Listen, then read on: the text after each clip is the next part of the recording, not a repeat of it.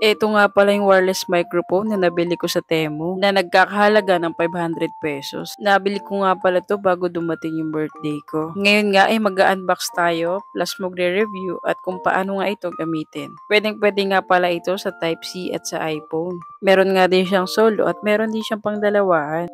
Eto naman yung nasa likod niya at yung gilid. Excited na nga ako makita kaya in-unbox ko na siya. Kasi first time ko nga lang magkakaroon ng ganito. Kaya after ko matanggal yung plastic, ay binuksan ko na nga yung box.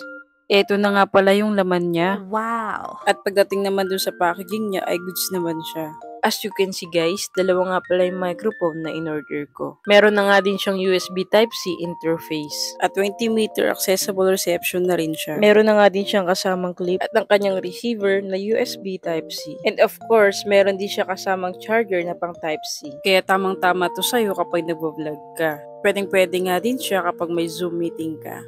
O di naman kaya kapag nagla-live selling ka. Kapag gusto mo nga siyang idikit sa damit mo, ay ilalagay mo nga lang itong clip niya. At pwede mo nga din pala siyang i-rotate. Napakasimple nga lang niyang gamitin.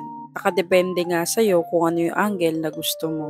Ang kailangan lang natin dito guys ay smartphone na may USB Type-C interface. Napakasimple lang, ipa-plug mo lang yung receiver niya. Ang kagandahan nga dito ay hindi siya ganoon ka-bulky. Hindi nga rin siya ganoon kahirap ikabit. So once nagagamitin natin siya, ay hindi nga siya magiging sagabal. Hindi nga rin siya nakaharang sa kamay. Kaya naman napaka-accessible niya. So I think it's good kapag nagvo-vlog ka. Para nga gumana yung mic natin, kailangan nga nating ilagay ang charger niya doon sa receiver. Kailangan nga pala natin ng power bank para matry natin kung gumagana. Yung dalawang microphone na nasa gilid, kaya siya nagre-red at green, ay hindi pa siya nakakonect sa receiver. After nga natin siya masaksak sa power bank, makikita nga natin dun sa receiver niya na umiilaw ito. Nakalimutan ko nga pala guys na nandito sa box niya yung pinaka-manual. Base nga dito sa pinaka-manual niya, hindi nga gagana yung receiver kapag hindi mo isasaksak sa power bank. Dito nga sa part na to ay tatry natin i-open ang mic. Paano nga ba i-open ito? Napaka-simple nga lang. Pipindutin lang natin yung circle button na nasa ibaba ng mic. Once nga na nagkulay green ito, ibig sabihin ay connected na siya sa receiver. And lastly, itatry nga natin na audio test.